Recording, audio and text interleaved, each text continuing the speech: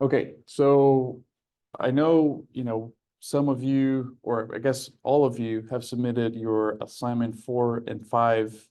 Um, and then Doug was asking about rendering the mini project. So I noticed there was, a couple of things going on that I do want to address. I don't want us to simply rush through this. I do want to take the time and address the whatever is going on, so we can kind of learn from whatever issues we were having and then go from there.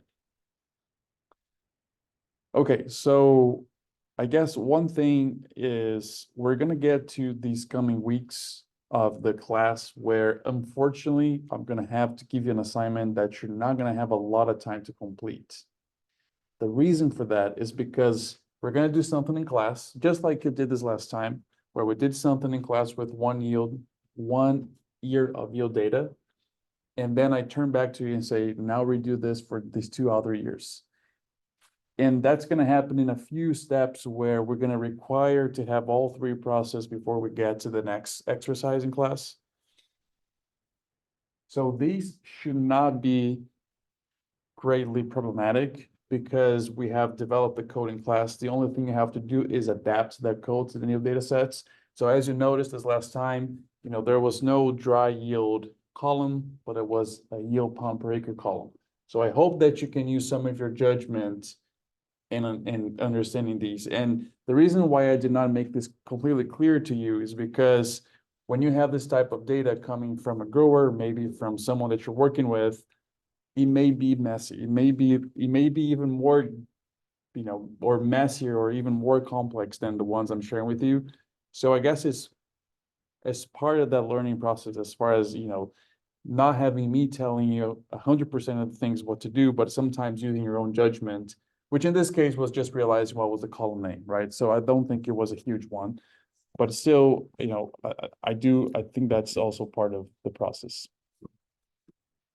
Okay, so I was going through all of the, let me just pin myself here. I was going through all of the project or assignment for open data submissions, and I was going through all of the assignment 5 submissions as well. And I noticed some things were going on, and I do want to take the time today for us to talk about it. Do you have a question right now with it? That's what it was assignment for the me. Okay, awesome. So before we get there, I do want to say something. Specifically for assignment 4, you did have a week, right? So for that one, I cannot really do much if you turn that in late. If we go through the syllabus, I just want to pull that up here so we take a look at it together.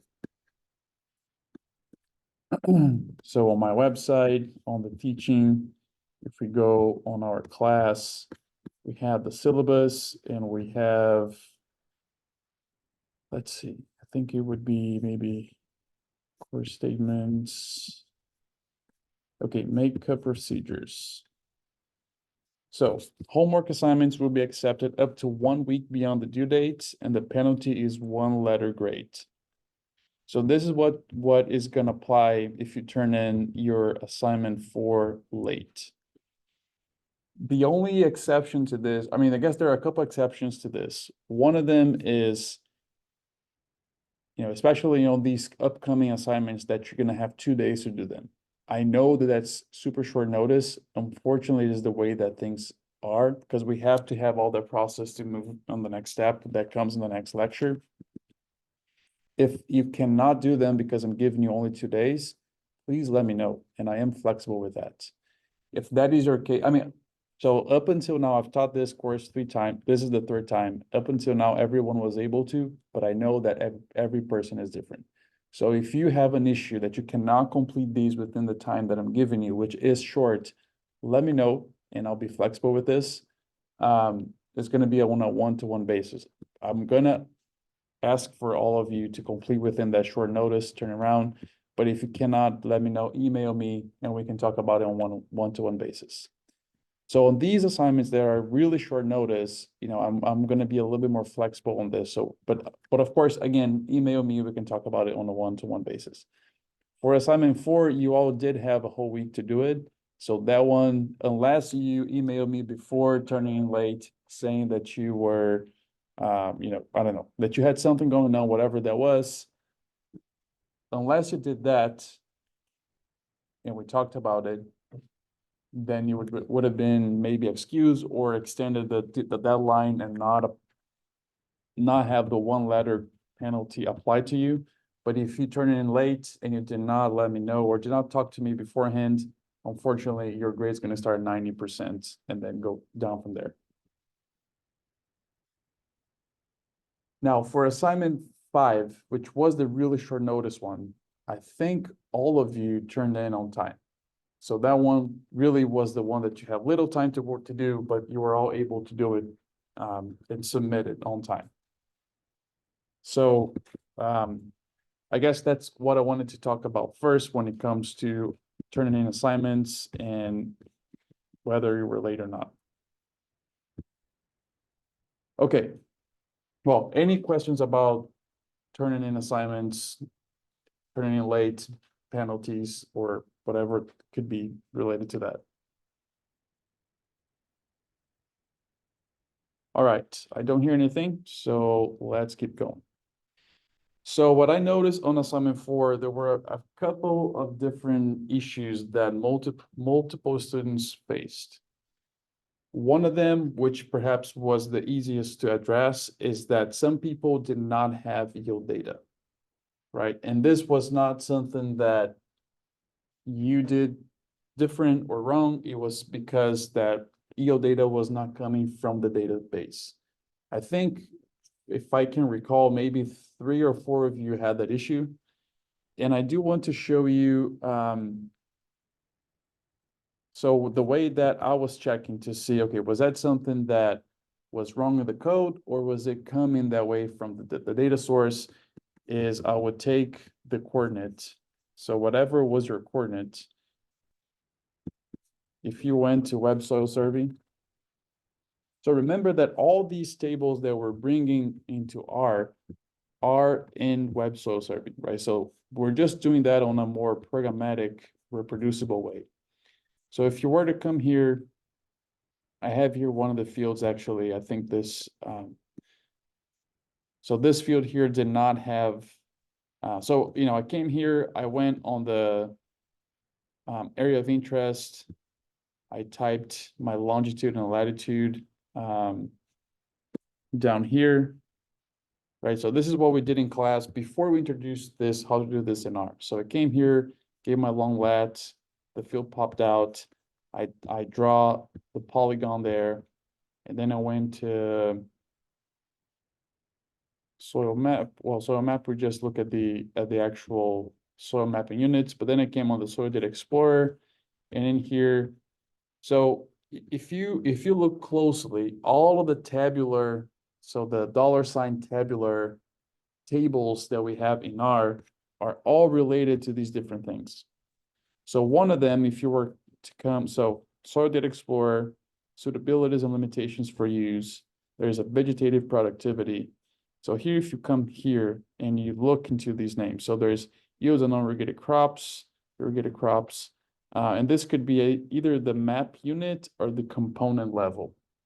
We in class only talked about map units. So for the boundary that we used, we had yield of, I think, both irrigated and non-irrigated at the map unit level. And so we can, you know, if I come here and I click on that, so let's do yields of irrigated crops map units, cannot run. This data is not here. So there's no, this data is not in the database, right? So if this was your case, if you did not have yield data because it was not coming from the database, of course, you're not going to lose points for not having a yield data map because you didn't have the data to begin with, right? I do want to point out that in some cases, maybe not all cases, but in some cases, you may have yields at the component level. So if I open that and I click the, you know, select corn and check the view rating, you may have yield at the component level, which I think is just a different way of them referring to mapping units. There is a difference between the map unit and the component. I'm not sure what that is, to tell the truth. But you can see here that there was an yield of irrigated crops for the component level, but not for the map unit level. So because in class, our example did not run into this issue, we did not look into the component yield, and you ran into an issue where it did not have yield at the mapping unit level, that's okay. You're not going to lose points. You don't have to worry about it. But just so you know, you may have data on the component level, which it is here. There's one of the tables that is, so I think the yield was MU for mapping units, MU crop yield, something like that. There is one that is CO crop yield, that's for the component. So there's one table named that way, just so you're aware. Okay, so that was one of the issues on the assignment 4 when it came to not having the data because it was not, you did not have your data for the mapping unit for your field. Before we move on to the rendering issues, does anyone have any questions or want to talk about the mapping unit yield issue if you had that issue? I would like to ask, Yeah. so in case if I check the way you have checked it right now, and if I find new data that I didn't know about it, should I do it again and send it to you? Like, would it be okay? So Kumar, I think, so if I remember well, when I was checking your submission, I think you did not have, like your field did not have yield at the mapping unit level. I think it may have had at the component level, but again, because we did not talk about that in class, there's going to be a little bit more of a processing to do that we did not do it in class. So you don't have to worry about it. I mean, if you go back, so if my memory is failing me, and you do go back to your coordinates on web soil survey, and you do find yield at the mapping unit level, Oh, then okay. you lose points if you did not make a map. Okay. Think you did not have that data in web soil survey, which means you would not lose points.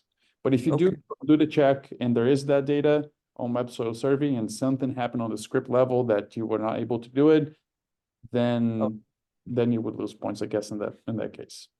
Got that. Thank you. Yeah.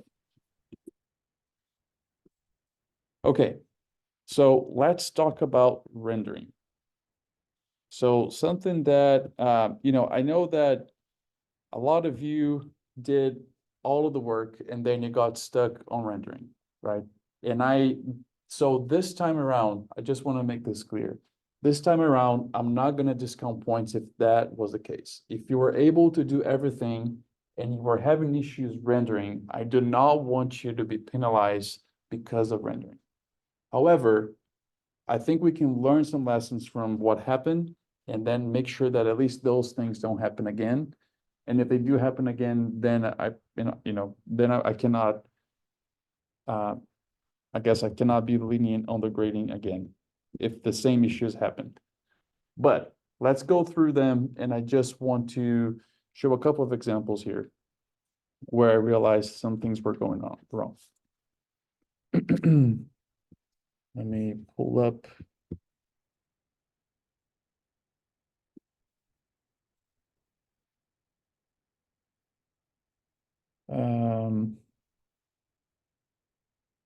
Let's see, Doug, I wanna pull, so when I was checking to make sure that so the ones that had issues rendering and submitted the QMDs, I did have to create some folder structure for you. So I could, or either that, or if you did send me your HTML, but you send me PNG files, that's why you have a folder here. So I do wanna, but I already brought in your scripts and I had to change them to make them work. And I do want to show you what I changed to make them work. But with that, I'm going to have to bring them the version that was not working again, just so we can look at that. So let me work on that for a second here. So Doug, I'm going to use yours. That's okay, just so we walk through it, because I think there was some good things for us to look into that. So that was assignment 4. Let me just bring that here again inside of the code folder. Yeah, so I think that was it. Okay, So let's just go through this and see what was going on. I just brought in your script as you send me. And because this is the open data script, I should be able to recreate everything just from the QMD. So just loaded the packages. You had here the centroid of your field. Okay, so here you had the digitizing or creating that object. And then I'm going to uncomment that edit map. And then I'm just going to quickly create that boundary here.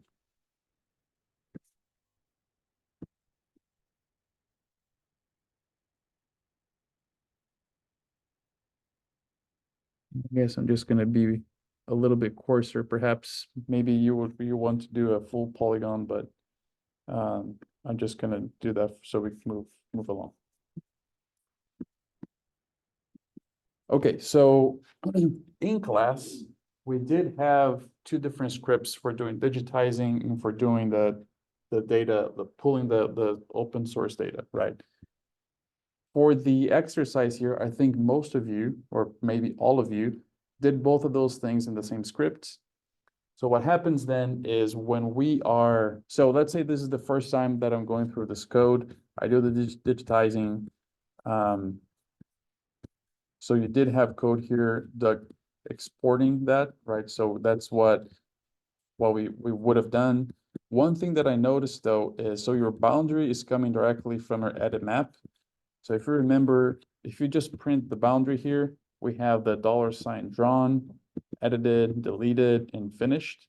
So in class, we have one more step where we basically, I think we were calling this like boundary W, where we just said it was the boundary $sign finished. So if you try to export the boundary as it is here, it would give you an error. And I'm going to show you here. So if I do this, it says STWrite apply to an object of list, because boundary itself is a list of that has the components drawn, edited, finished, and all. So to fix this issue here specifically, I think you just skip this from the class code. You just needed to run this boundary W, where we're just sampling the finished. So if I just run that, and now I export boundary W, that should work. So now let me just name this AA because I already have the A. So this then would work. It didn't give me an error running it as boundary. Huh. Okay, interesting. I got the error. That's not like I just ran it again. You said that and it's running fine. And it's running. Huh. That's not it. So maybe my guess is perhaps when you read in, it may have like more than one polygon, perhaps because of the different components of that list. But I mean, anyways, I guess on my side, it was giving me that error because I did not, the code was not asking for the finished. If it was not giving you that error on your side, then you don't have to worry about it. But at least I had to fix that before I could export. Whenever I ran boundary after that in the set ran like 1 and 5 on the So- line or something like fifth line. I ran boundary after I brought it back in. And it says simple feature collection with 1 feature and 2 fields. 2 fields. Okay, so maybe that 2 fields is part of it, because maybe it is the finished and maybe it's something else. Because we have the drawn, deleted it's null, edited it's null, and finished is 1. Yeah, so, oh, but it here shows 2 fields as well. I'm not sure. Let me try to import this that I just exported. So the AA, we're just gonna import this and look at the boundary. Yeah, it has 2 fields as well. So I think the fields here may be referring to number of columns, perhaps. So maybe it's not giving you any. So when you print the boundary after read in, does that give you 1 line, 1 row, or 2 rows? Yeah, it gives me 1 row and it says leaflet ID 368, feature type polygon and geometry polygon. Okay, so maybe it was on my side, it was giving me the error, but in that, I don't think that was, at least for me, I cannot export the boundary without doing that. But in your case, if you were, then that would not have been the issue of rendering for you. For me, it would have been, but for you, it doesn't seem like it would. Okay. So I know that a lot of you did this, which was, so if I get here and I ask to render it, I'll probably get a problem here somewhere. Because, so what rendering does is basically, it is trying to run that code for you that is there, right? Chunk by chunk, without you telling it like, do this, do not do that. So in this case, as you can see, as it was rendering, it created this window here for me to digitize, and that's because that digitizing code was active in the chunk. Right, so if I just go back to that chunk, just to remind you, this is just running this and then printing that digitizing and perhaps the boundary afterwards. So I'm just going to close this. I think that allows it to continue, but then it gives me another issue. So it has an issue with st write, which is probably related to that write SF. Okay, so in this case here, what I was doing to inhibit this is it's okay for you to create the objects, but if you ask for it to print it for you, then it's going to launch those windows for you to digitize. So when you're so you need this code the first time you go through it, you export the boundary, right? But then afterwards, you just have to comment off these prompts that would be like launching that interactive window for you. So we don't want that to happen when you are actually rendering. And then and here's something important to notice, because I'm commenting these off, I do not create then a boundary W. In my case, I do not create a boundary W object. So even if I comment off the interactivity, but I leave the write SF, that's also not going to work because I don't have this object now in my environment when it renders. And so this would give me errors as well. So I would just comment this out. You can leave the code in there if you want, but you need to comment it off so it's not interpreted when it renders, right? However, you still need to read it in, but this would be the object that you created the first time and that then you commented off. So if you do that, and now let's render it and see what happens. So now it's not going to launch that window for me to interact with because I comment that code off.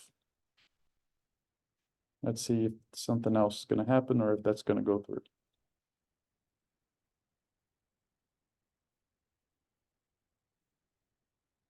Yeah, so I think now it worked, right? Because I got the output.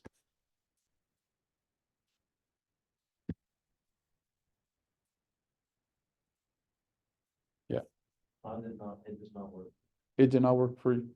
Let me come and check your code just to, I mean, it's interesting because I am using your code here. The only parts I edited were the ones that I was showing here.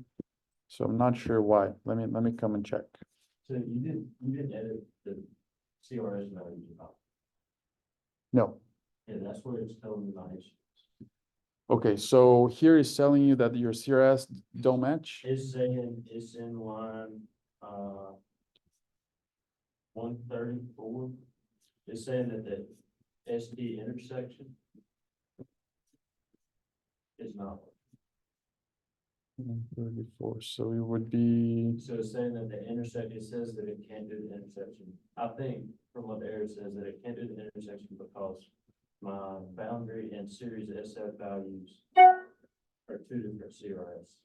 But I ran both of them and they both show up as WGS84. okay, so let me run this only, which would have been series SF. So this is WGS84 in your boundary. Is also WGS84. I think that's what it means. I put it in, looked it up, and that's what it told me. That's what they're saying. Okay, so before I help you out individually, for those of you that had issues rendering assignment 4, I just want to go back here because I think most of you, it was because the interactivity was active, meaning that R was interpreting it. And because it's doing that when it's rendering, then it's not working properly on the render side. So it doesn't render for you. If you were having this issue, I do want to give you a moment to check to see if that's the case. And I'm just going to check on Doug's code very quickly here to see what's going on. And then I'll be back soon.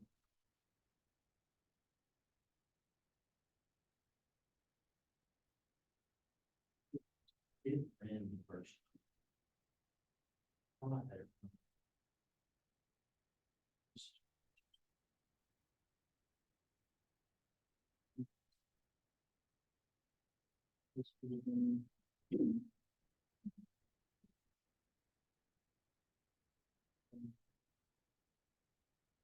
I think this is where that issue is here, because your boundary is still the list. Yeah, I think that's what's going on. Yeah, so if we just do something, let's just.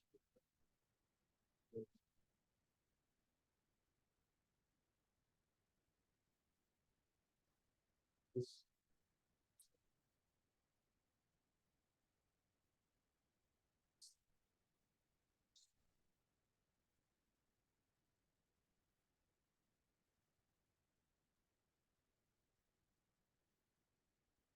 That's the case, just gonna override that, so then we just put in. Now, this boundary condition, yeah, so now. That's what. Interesting, because when we checked, when I think that below here. It was, so this was when in the boundary itself, it was giving me all these components. So I think that now this should work as far as, yeah. So this works. So what I would say is if you just come off, this.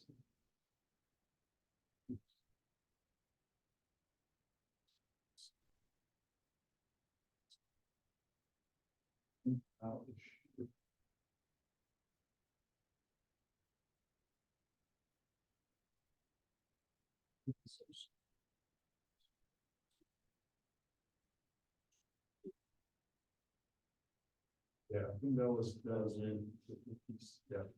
Yeah, it's because, so even though you were able to export it without sending the finish, but when it got to that point, I think it didn't know what to do. And it kind of sucks that the error is not, it's not really helpful.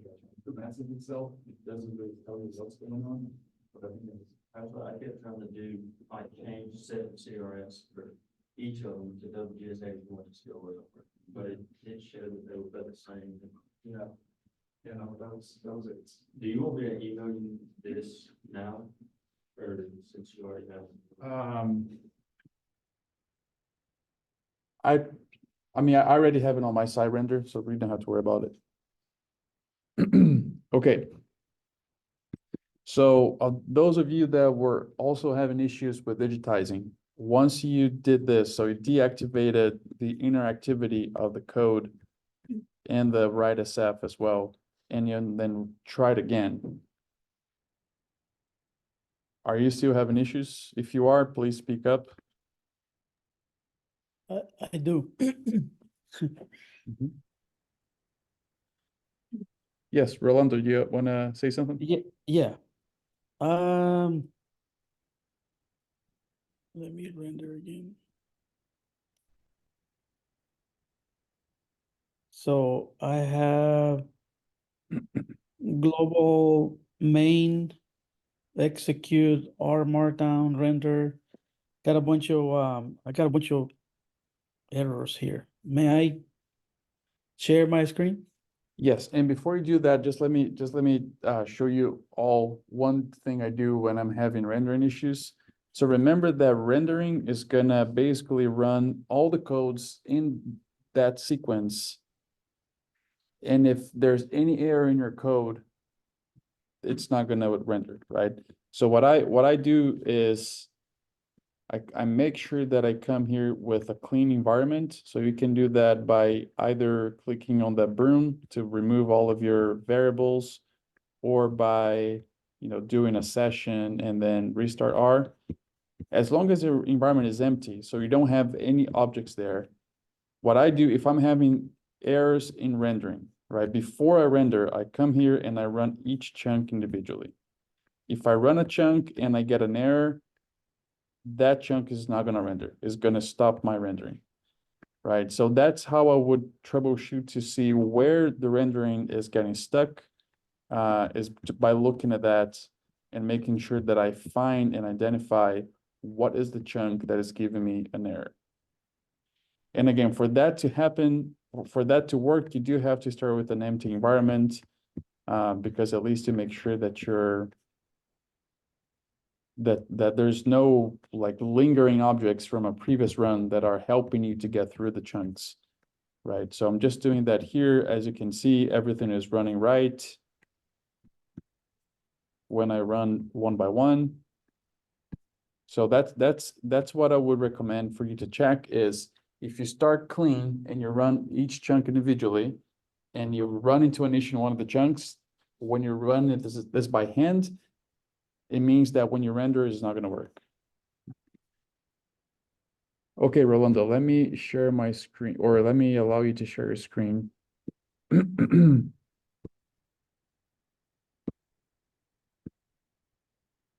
Okay, you can go ahead.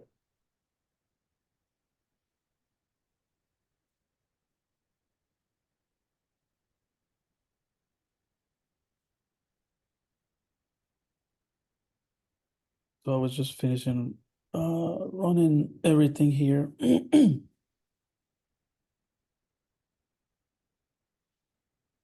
I guess before running, I had to unwire this off, right, to make sure it works.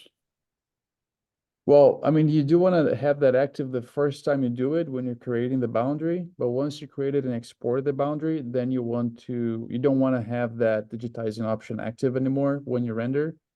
You just want to have that read SF active, because you need that to bring in your boundary. So did you export your boundary after you created it? Yeah, Okay, so if you go lower in your code, you should have then a chunk saying write SF if you keep going low. Just so, okay, so you do have the write SF. Yeah. So right now, then you would have to comment off those pieces of the code, right? Because since you're not creating the boundary W on the go when you render, then you have to comment all of them off. Like all those lines in that chunk, you have to comment, add a hashtag in front of them. even this. Yeah, and also 114.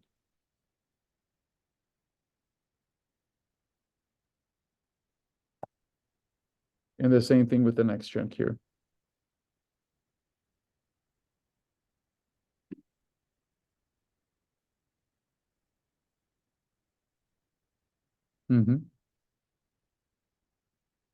So try to run this chunk here, the boundary, just to see if that works.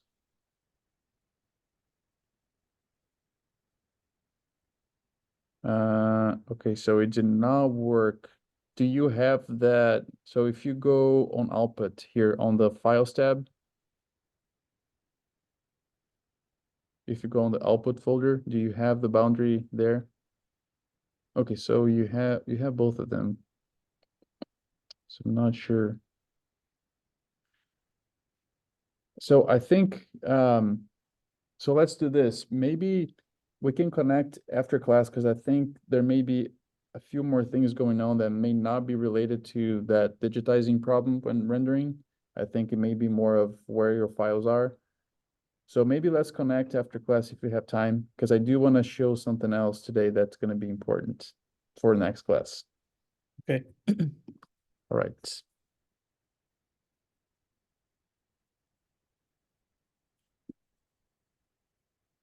Okay, so what I do want, so if we did not have had these issues today, we would have been working on an exercise to interpolate the yield editor data.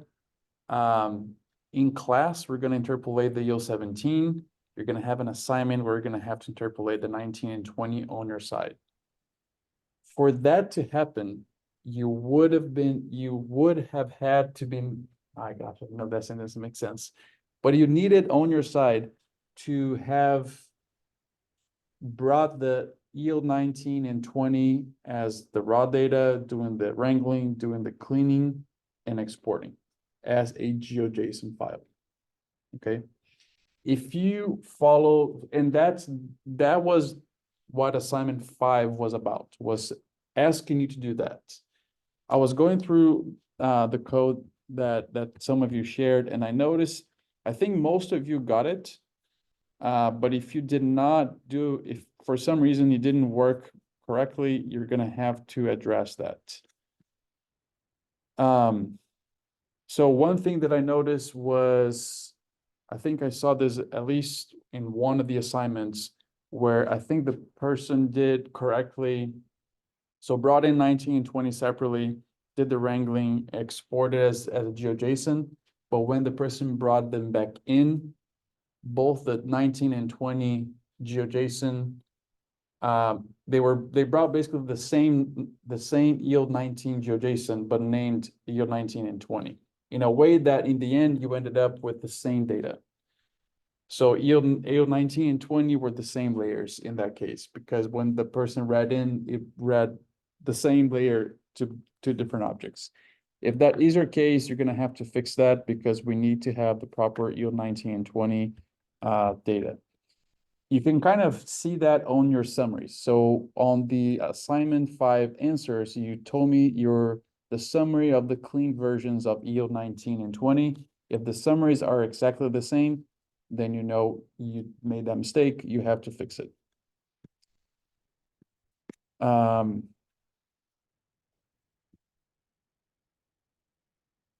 Yeah, so I guess part of that is just to say that as a product of assignment 5, you should have your yield 19 and yield 20 cleaned.geojson export.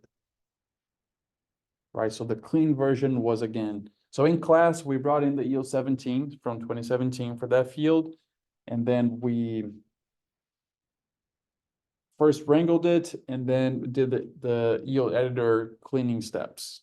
So you had to do both of those steps on the yield 19 and 20 and export as a result the yield 19 and 20 clean.geojson. Again, we're gonna need those layers for Wednesday, and you need to create them on your side if you have not yet, if you have not successfully created them.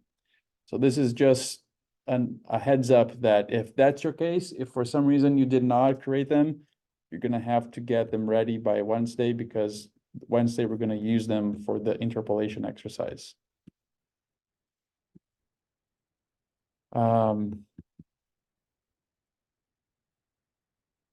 Yeah, I think that's, well, let me see here.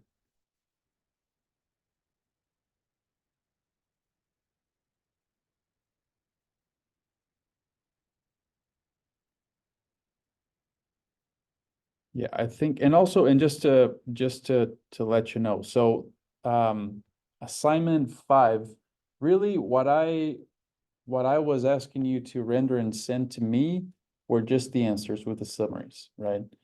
Some of you did all the processing on that same script and send me that. That's okay. You know, we're not going to lose points for that, but you did not have to do that. You could have done just the processing on your scripts on your side and then just getting those summaries. That's what I was really looking for in your submission. Just the summaries of the clean data for 19 and 20.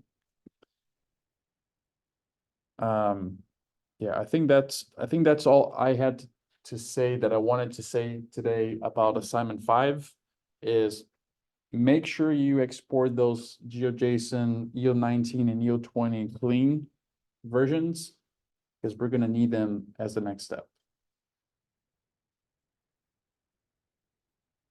Any questions here?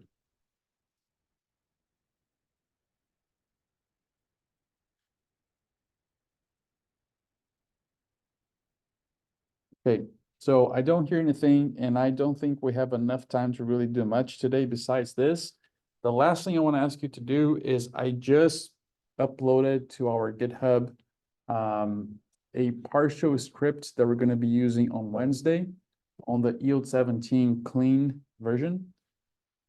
If you want to already be set up for the class Wednesday, make sure you download that script and then you move that into the code folder of the current 07 project.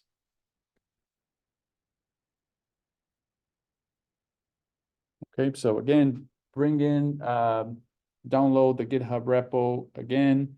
There's going to be a new partial script for yield interpolation. You want to bring that in inside of the code folder of your 07 yield monitor projects.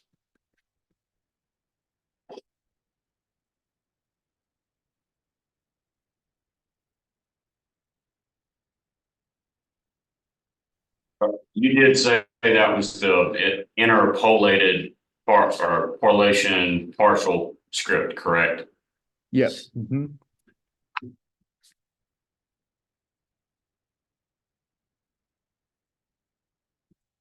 And then also, as you're doing that, I guess I just want to say the same thing, but maybe in a different way.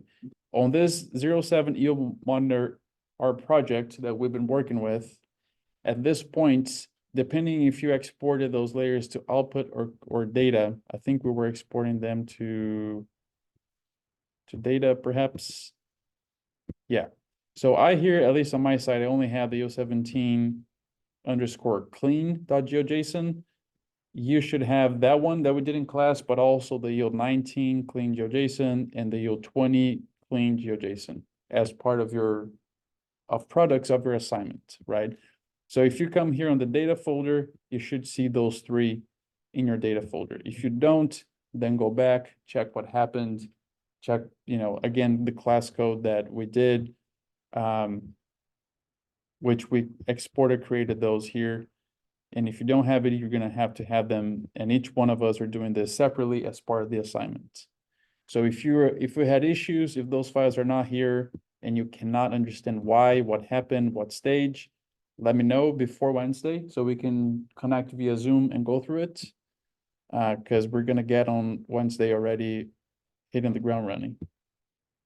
If I did mine in a different project, like I made a separate project for my assignment instead of doing it in the yield monitor, I can just copy my clean 19 and 20 clean and move it. The GeoJSON. Right, yeah. Yeah, so Doug asked something here that I want to share in case anyone else had a similar situation. So he created, I guess, a new folder, a new project for assignment 5, where he did everything. So the question was, can he just copy and paste the yield 19 and 20 clean.geojson files from that project into the 07 yield monitor? Yes, you can just move those GeoJSON files here or copy them here. And maybe another quick note here. So what I envision that you would all do, and perhaps I think I tried to convey this on the instructions, but maybe it wasn't clear enough. So my goal was that you would come here on your, let's say, yield. So we did first yield wrangling, right? So you would come here and copy your wrangling script, you would paste it and just rename that to yield 19. And then change this code accordingly for your yield 19 wrangling, and then do the same for the 20 and do both the wrangling and the editor for both, right? So if you would have just copied and pasted the same script here and just then further edited that script to match that data set that you're using now, that's what I was envisioning for you to do here. So you keep everything the same in the same project. Again, it's not a problem if you did elsewhere. It's just that if you would have done here, maybe it would have been a little bit easier for you to work with different files and scripts. Okay, so Rolando, we can connect after class to talk about your case. Does anyone else have questions about this? And if you have had issues in the code that are still happening, let me know where we can connect and go through them. Okay. Send you a Zoom link. Yes. And before you all, so if if no one has further questions, I wanna create the issue for attendance for today.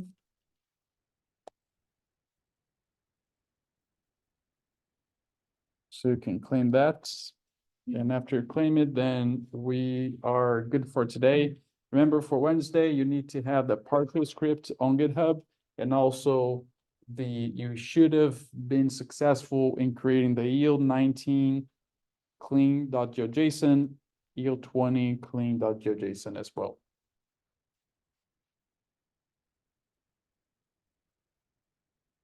All right, so I don't hear anything else, so I'm assuming no one has any questions. Again, let me know if you need to connect, if you want to connect, if you have any issues or problems, and we can do that. All right. Hey, Dr. Bob. Yes. Oh, I just have a quick question, but it's not related with the class. And I just like running some images to get NDVI, and I need to do everything on ArcGIS and Planet Image. I found a script on Google Earth Engines, but even with that script, I need to run one by one and upload one by one. And I hear that I can do that on Python. Do you know which one would be the best way? Because I need to spend time learning how to do both. So if you want to send me an email, I can comment on that. So on this class, at least this semester, we're not going to be using Google Earth Engine, but we will be using Planet Imagery in a later exercise where we're going to be processing multiple images for one field. But so we're going to go through some ways of automating that and how to get that process written out in a script. If there's definitely ways you can do that in Python, and you can use Python in Google Earth Engine as well. So if you want to go that route and explore that, that's also an option. I'm going to be showing you all how to do in R and using R, so not going through Google Earth Engine. Yeah, but so we're going to go through something related to that in class and how to automate the process and the processing of those images. So we're going to get to that point. Sounds great. Thank you. I was just wondering which one would be the best way so I can spend more time working on, but maybe all those work depends on me. Yeah, I mean, it's going to be a choice of the language. I would say if you're learning Python in other courses, maybe you can try to learn how to do this in Python. And when it comes to our class that we do in R, then you can see how to do this or a similar thing in a different language. But yeah, you can definitely choose, whichever one of the two languages. Sounds good. Thank you. Yeah. All right, Rolando, I'll connect with you shortly, and then I'll see you all on Wednesday. Bye. Okay. Oh, I got a quick question if you got a moment. Yeah, is that a class type of question, or do you want to connect on Zoom? It's, right, to be honest, it's not related to the class, but it was about R. Yeah, go ahead. So I was trying to put together something for a presentation that I'm giving, and I downloaded data from the USDA Quick Stats, but the data is continuous, and trying to get it to show up on a map, I don't want it multiple colors to show up as continuous, but I haven't been able to figure out a way to get it to change it from continuous to one of the other versions where it's just one color that shows up. Okay. So there's a couple that you can. Oh, sorry. Go ahead. I was saying, do you follow what I'm trying to say? I think so. So what I was going to propose, based on what I understood, is if you're doing that with ggplot, are you using ggplot for that? Correct. Okay. So one of the quickest ways of kind of creating categories out of a continuous variable would be to use, let's say if you use one of the Verity's color or fill scales, they have this option that is _B at the end that stands for bins or binned. which takes a continuous variable and creates bins for you. So that would be maybe the easiest, fastest way of doing it. Another way you can do it is you can, so let's say if you take this categorical variable and you want to create bins for that,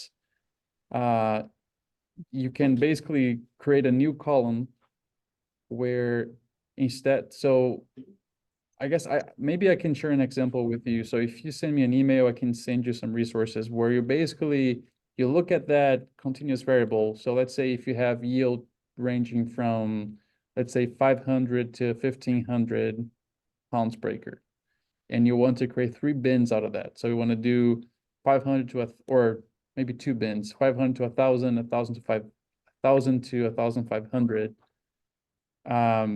There are ways that you can create those rules and create a new column that then, you know, for any point between 500 and 1000, they're going to receive this one value that you can call 500 to 1000, right?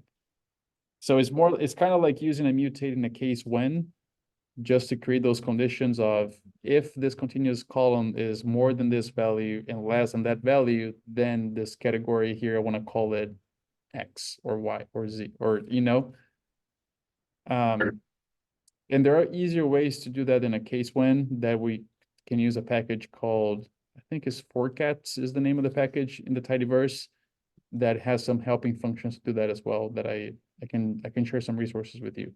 So if you send me an email, I can share some resources for you to look into. Okay, thank you. All right. No worries. Okay, see you all Wednesday.